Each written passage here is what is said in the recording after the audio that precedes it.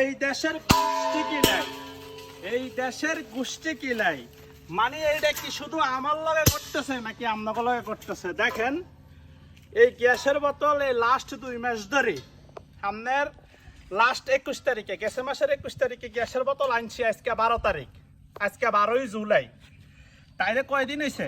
আপনার প্রায় 21 দিনের মতো হইব। গ্যাসের বোতল আমাদের ইলেকট্রিক চুলায় বেশি রান্না করে, খুব কম গ্যাসের চুলায় রান্না করে, কিন্তু দেখেন 21 দিনের মাথায় কিভাবে গ্যাস শেষ হয়ে যায়। তাইলে কিসে বেদাল?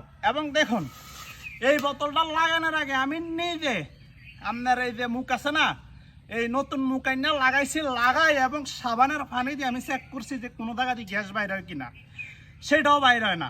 তাইলে গ্যাসটা যাইলো কই? আমার প্রশ্ন। 21 দিন যদি একটা গ্যাস, আগে আমরা গ্যাসের বোতল ব্যবহার করতাম, একটা গ্যাসের বোতল 2 মাস, 2.5 মাস, 3 মাস চলে যেত, ঠিক আছে? আর সেই বোতল এখন 21 দিন যাচ্ছে না।